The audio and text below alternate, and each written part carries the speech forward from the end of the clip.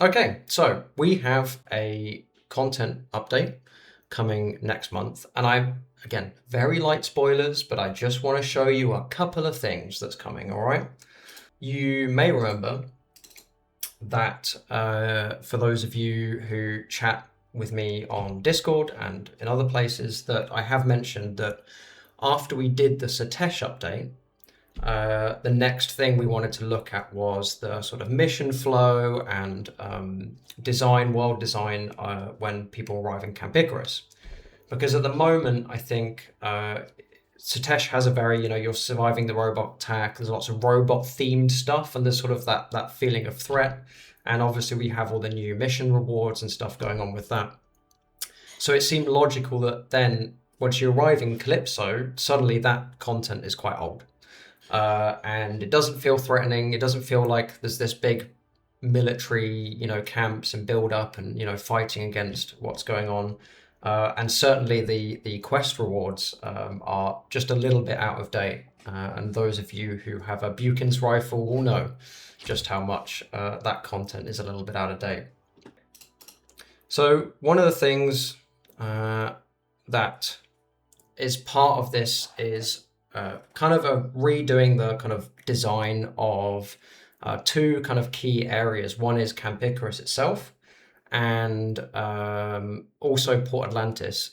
So this is what you're seeing now. This is Camp Icarus, and after this update, sorry, now this is Port Atlantis. So what you're seeing there, that's Port Atlantis, where Port Atlantis is today.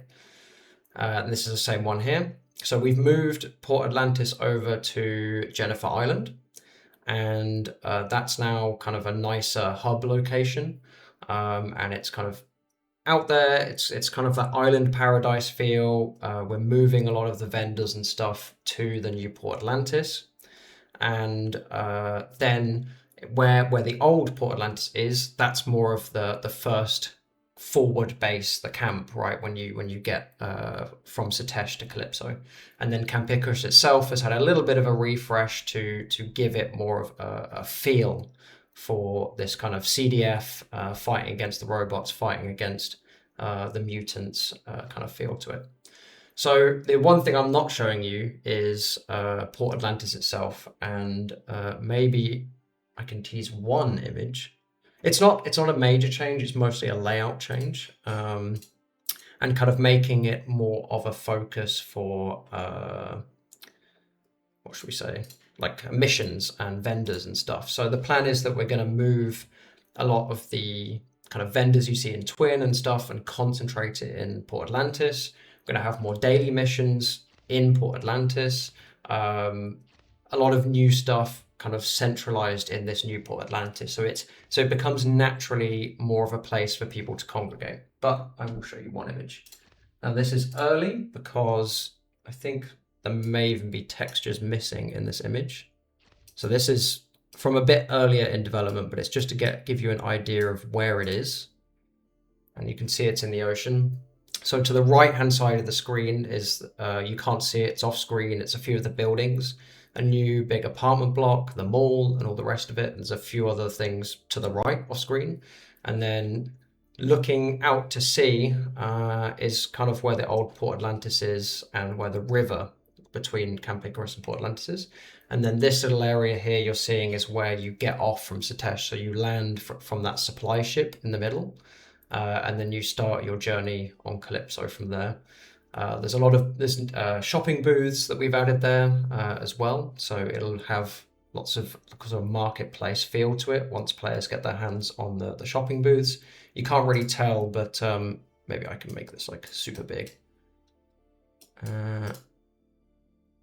So where you see these little circles, sort of a bit further back, those are where the booths are. So it kind of has a bit more of a open feel to it. One of the things that we felt with the current Port Atlantis was that it's an absolute nightmare to navigate. If you're ever in Port Atlantis, it's horrible to try and walk around all of the little bits and pieces and the walkways and stuff. It looks nice from a distance, but it's a nightmare to actually navigate. So the goal with this was to make something practical, usable space, not have so much dead space, keep it concentrated, and have missions and other content located here to make it a bit of a natural hub.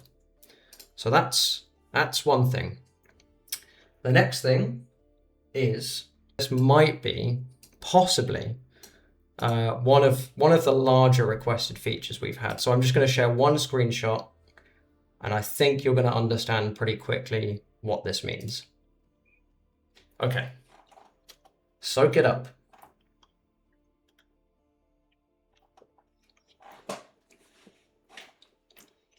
Now, isn't that the best looking update you've ever seen, just with a picture of the auction house?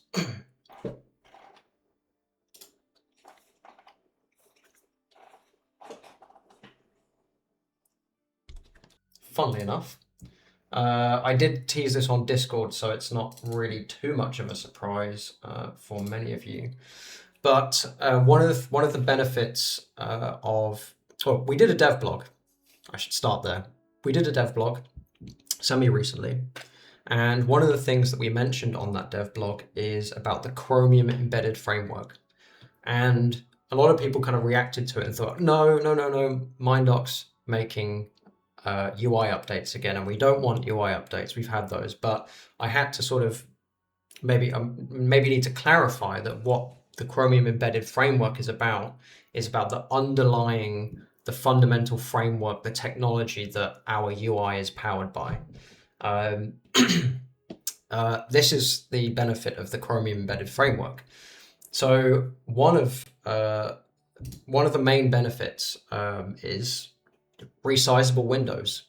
Okay, I know it's shocking to any Entropian that is a crazy suggestion, is resizable windows. The other benefit that you get with it is that what it means is you can display, you can change information that's displayed in those menus live. So what that means is, at the moment, whenever we have menus in UI, if we want to update those menus in UI, we have to do that through a patch or an actual game update where we push to the client. And many of you have been asking for things like, can we have, news that automatically, a news feed that generates on the game? Sorry, I'm just getting a message. Yes, where was I? Yes, news feeds that generate from the game, or other things that would require some kind of change live. And I'm pleased to say that the Chromium embedded framework also helps with that. So one thing I want to show you is, this is work in progress. So, just keep that in mind. But I'm just going to show you the resizing ability here. So this is this is also the new voting menu, which I will get to. But yeah, so it resizes. It's not perfect at the minute, but yes, here you go. That is resizing windows in Entropia. And actually what you're seeing, the sort of example, is something that will be in the update next month. And that is the voting system. We teased this on the dev blog a few weeks ago, and or maybe even a month ago now. And we talked about adding voting to the game, and I'm pleased to say that as of next month, voting will be in the game. And what that will mean is, anytime we have a question or we want feedback on things or whatever, every single player who plays the game has a chance to participate in that, see the questions, give their vote, so that we're not spreading people's feedback between forums and Discord and possibly alienating people who aren't in those spaces. So yes, we will have voting using this new UI next month. So yes, how will players access the voting system? Good question. It's literally just a button on the on your icon bar. It's just another button on the end there with a little voting icon. So it's that simple. Okay, so the last one, I'm not gonna add any additional comment to this. I'm just gonna put it on the screen, and then I'm gonna remove it from the screen and it will be entirely up to you you can ask questions about it, but I'm not going to answer them. So I'm just going to put this on the screen.